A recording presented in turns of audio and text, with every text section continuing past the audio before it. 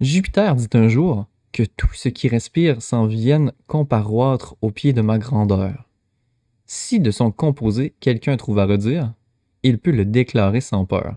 Je mettrai remède à la chose. Venez, singes, parlez le premier et pour cause. Voyez ces animaux, faites comparaison de leur beauté avec les vôtres. Êtes-vous satisfait? Moi? Dit-il. Pourquoi non?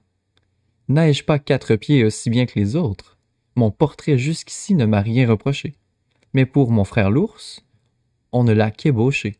Jamais, s'il veut croire, il ne se fera peindre. L'ours, venant là-dessus, on crut qu'il soit là. L'ours, venant là-dessus, on crut qu'il s'alloit plaindre. Tant s'en faut, de sa forme il se loua très fort. Glosant sur l'éléphant, il dit qu'on pourra encore ajouter à sa queue, ôter ses oreilles, que c'est toi une masse informe et sans beauté. L'éléphant, étant écouté, tout sage qu'il est toi, dit des choses pareilles.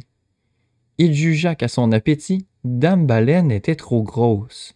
Dame Fourmi trouva le ciron trop petit, se croyant pour elle un colosse.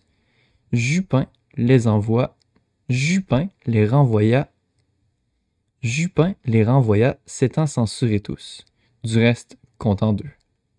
Mais parmi les plus fous, notre espèce excella, car tout ce que nous sommes, lynx envers nos pareils et taupe envers nous, nous nous pardonnons tout, et rien aux autres hommes. On se voit d'un autre œil qu'on ne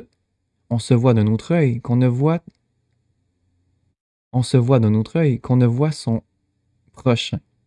Le fabricateur souverain nous créa bœufs acier, tous de même manière, tant ceux du temps passé que du temps d'aujourd'hui.